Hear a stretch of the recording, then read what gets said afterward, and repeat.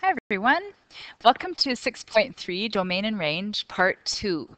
We're looking right now at another way to show the domain and the range for a graph, and this is called interval notation. So we're in Part 2 this is not in your notes, it just says interval notation, but we're going to call this Part 2.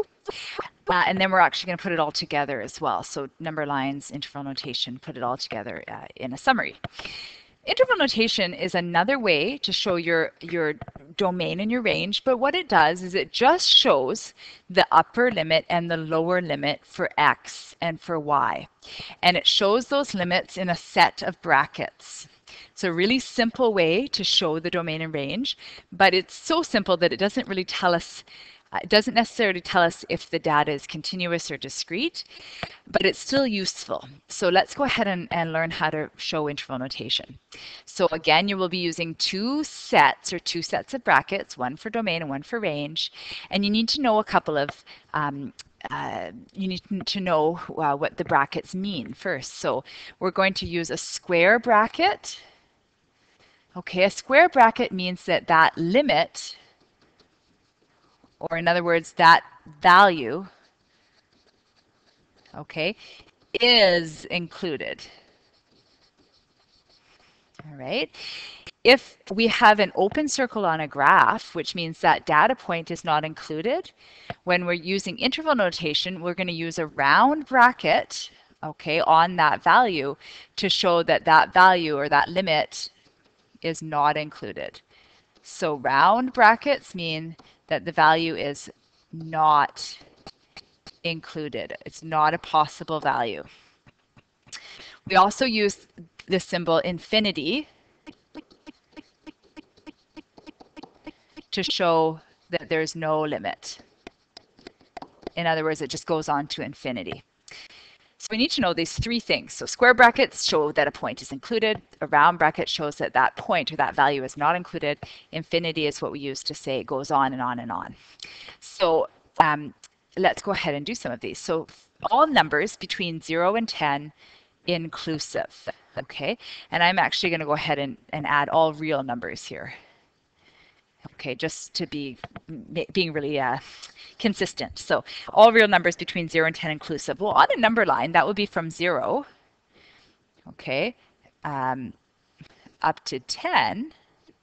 If we were on a number line, I know if I was on a number line that I would use a solid point at 0, and it would go all the way up to 10, and I'd have another solid point at 10, right? Because 0 and 10 are inclusive and everything in between. In interval notation, what we're going to do is show this as a set of brackets. Okay, so it goes from 0 to 10. So we show the lower limit first. So here's what we do here for interval notation. It's always the lower limit first, then the upper limit. And then we have to use some type of a bracket. So either a round bracket or a square bracket, okay, or another round bracket or a square bracket, depending on what we have. So in this case, both 0 and 10 are possible values. They're included. So we're going to use a square bracket and show the lower limit is 0 and the upper limit is 10. And it's also included, so I use another square bracket. So this square bracket tells me that 0 is included and 10 is also included. All right, great. Let's say that was for our domain, okay, because I'm only being given one at a time here.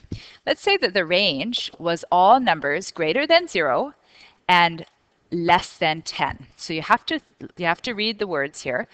Greater than 0, okay, means that it starts at 0. 0 is the lower limit, but it is not included because it does not say greater than or equal to 0. Okay, so it goes from, on a number line, it would look like this.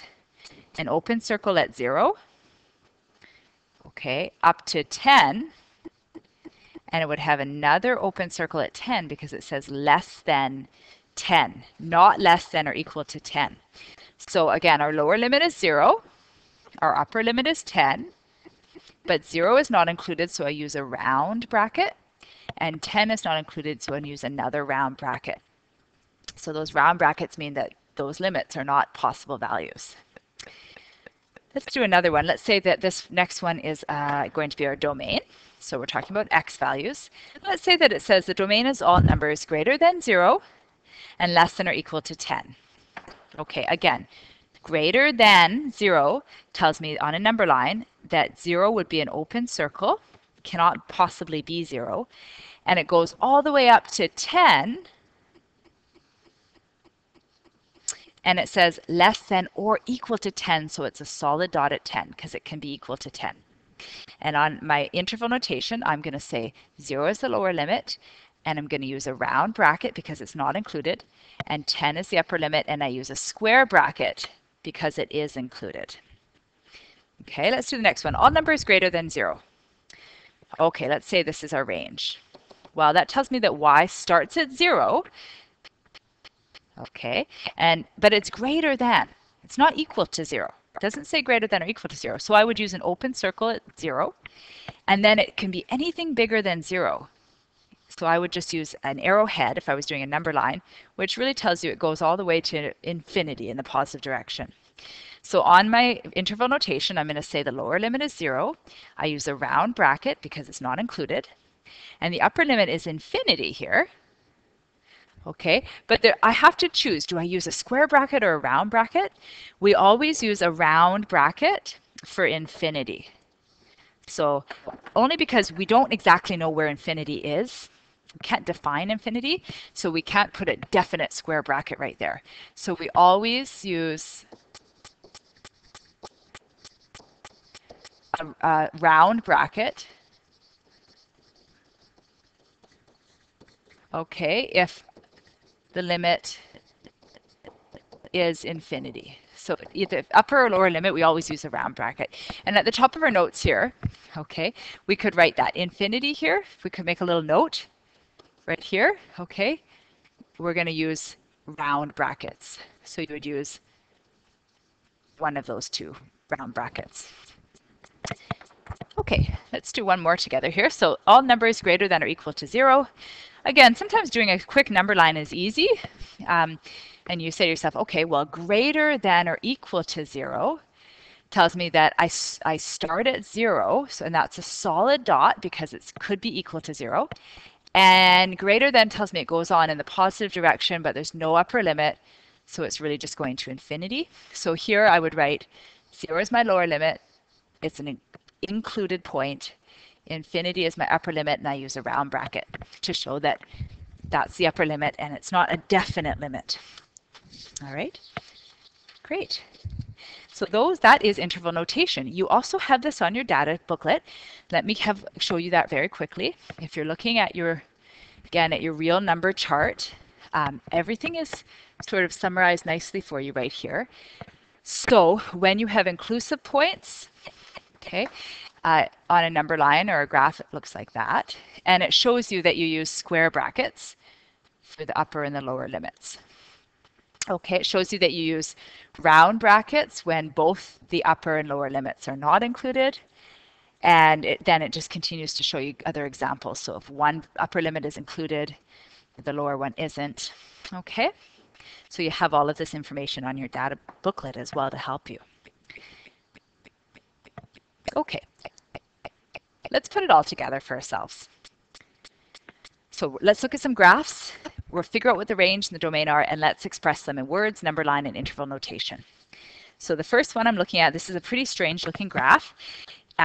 It's a bit different because we see that it's the lowest point on my graph here in the vertical direction is here, right here, and it's an open circle at +1 for y, -1 for x. Okay, and this is a vertical line. It just keeps going up and up and up and up and up.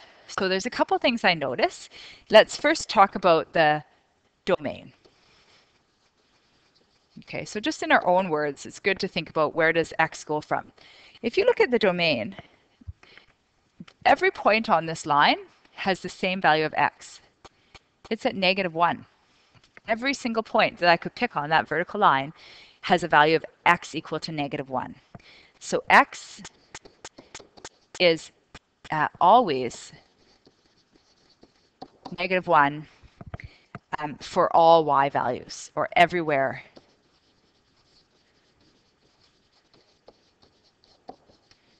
on the line. Okay, that's true of the domain. The range is when I look, the range is talking about my y value, so I look from the bottom to the top, and I see that it starts right here. It starts at this point right here, which is y is equal to 1. So if I come over to my y-axis, that's at 1. But that's not included. So 1 is not a possible data point. And then it just goes on and on and on to infinity in the y direction. So y can be anything greater than 1. So y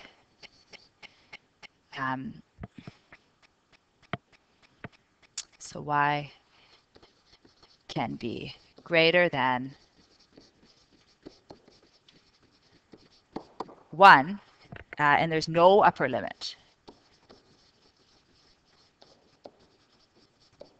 Okay, so let's go ahead and describe that. So in words, we see that it's a straight line. There's no individual data points. So this is continuous data, which means that when I describe the range and domain, I'm going to say it's all real numbers. Okay, so I'm going to say the domain in words. The domains are a bit of a funny one because it's not a whole bunch. There is no spread of numbers here. It's always equal to -1. So I just say that the domain is equal to -1. That's the only possible value for x. If there was a bit of a domain, then I would say is all real numbers, greater than and equal to -1 and less than or equal to the upper limit, but there's just one value for x here.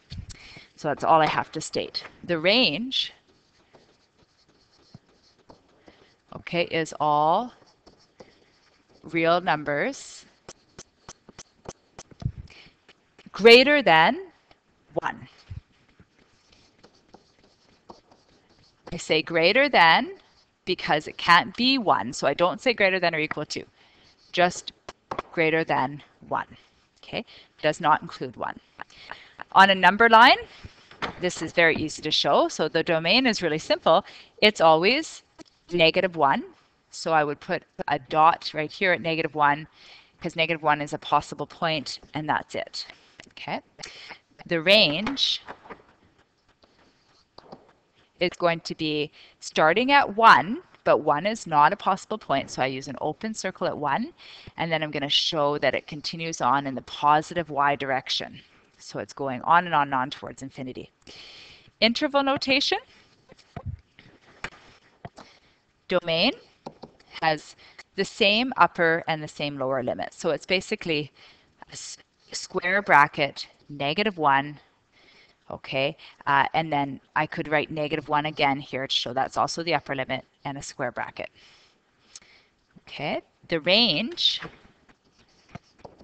starts at 1, but it is not included, so I use a round bracket at 1, and I show that it goes to infinity, and I have to use another round bracket there. So there's my range in interval notation. So putting it all together, there's 3 different ways to describe the domain and range. Let's do the next one below. This is a bit of a strange graph, example 1, but example 2 is a really common graph. Again, I notice that I have continuous data here. So I have a line. It's a linear relationship because it's straight. But because all the data points are connected by a line, that means the data is continuous. Continuous data means that you have real numbers. So we're not limited to just counting numbers. It can be any number on that line. Let's look at the domain and the range for this one. So domain is from left to right. And so if I look left to right, okay, if I start over here at the furthest point to the left, I see that there's an arrow, so it just continues to go further and further and further in the negative direction for x. This graph just keeps going, really, it's going in the negative direction for x. It's also going in the negative direction for y.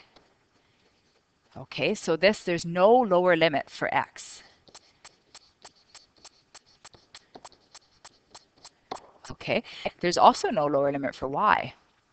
If I look across to the right, Okay, to see how far does this line go on the x-axis. I see that the last point I have is up here, but again I see an arrowhead, so that tells me that there's no upper limit for x or for y. So it just continues to go in the positive x direction. It's also getting, as that line continues, if it kept going, it would also get further and further up for y and further to the right for x. So there's no lower limit and there's no upper limit. Okay, and I notice that the range is the exact same thing. Okay, no upper limit, no lower limit. So how do I describe that? That's actually quite simple. If there is no limits in words, I say the domain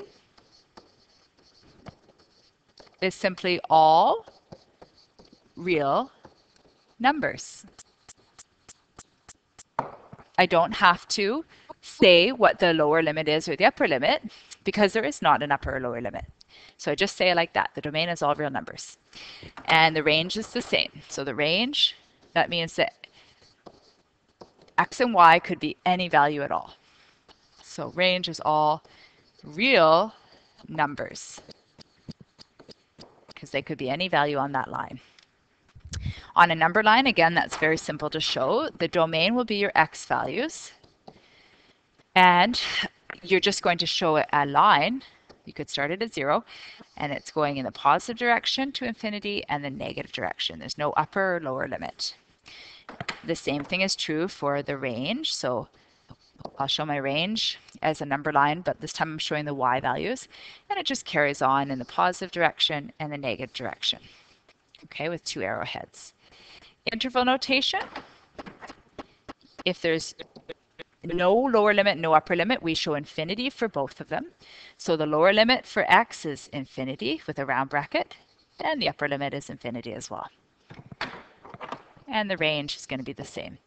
The lower limit is infinity and the upper limit is infinity, and we use round brackets. So that's a really common graph to see. Very often we do have a straight line. And all we're describing with the range and domain is what are the limits for x and y, and there are none, okay, for a graph like this. Okay, this is another great graph. It's not linear, but so we should write that down. This is a non-linear graph. However, we can still talk about the range and domain for it. We can say, where does x and y go to? But what we should recognize is that all the data points are connected. So this is continuous data. Continuous data means that you don't have individual data points. The data points are connected by some type of a curve or line. Okay, so there's continuous data. Let's look at the domain first. We're going to read left to right because we're looking at the x-axis. So here's our x-axis. So I go from the point that's furthest to the left, which is right here. Okay, and it's at x is equal to 0. And if I look to the right, I see that this shape that I have, the point that's furthest to the right is right here. Okay, and if I come down, I see that's at x equals 4. So there's my domain. My domain for this graph, the lowest value is 0. The highest value for x is 4. So that's my domain. And there's no open circles anywhere, so these are all solid data points connected. So I know that my domain is from 0 to 4, okay, and it's inclusive. So it's all the values in between there. Okay, the range for this one, when I look at the range, I'm looking at my y values, so I look up and down, but I start from the bottom to the top. So if you look at what's the lowest value on this graph, here's your y-axis right here. Okay, so if you look at the actual shape that you have, you look at the circle graph, and you ask yourself, where's the lowest point? Well, it's right here. That's the lowest point on the y-axis. And it's at 0 for y. And it goes all the way up to here. That's the highest point, which is at 2. Okay, so I go from 0 to 2. And again, that's inclusive because I see that there's no open data points here. So there's my domain and there's my range. And we can go ahead and now describe those in words. So in words, it will be domain. It's all real numbers because it's continuous. Okay, and we can say from 0 to 4 inclusive. It's also okay to say greater than or equal to 0 and less than or equal to 4, but it's faster to say 0 to 4 inclusive. The range is all real numbers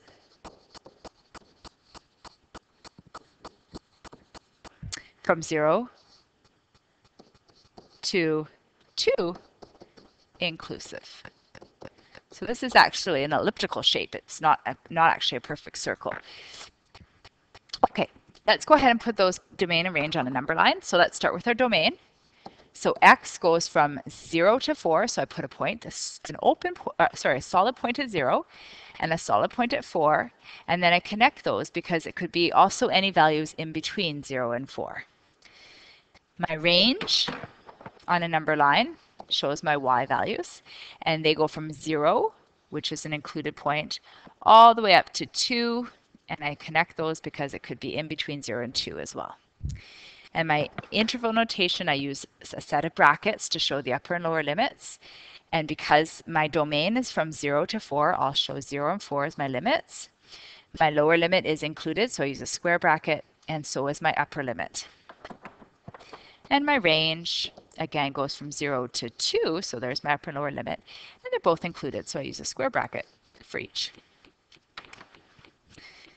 Okay, the very last example that we have shows discrete data. I know it's discrete because when I look at this graph, I see that they're just separate data points. They're not connected by a line. So this is discrete data because data points are not connected in any way. So they're not connected by a shape or a circle or any kind of curve. They're just not connected.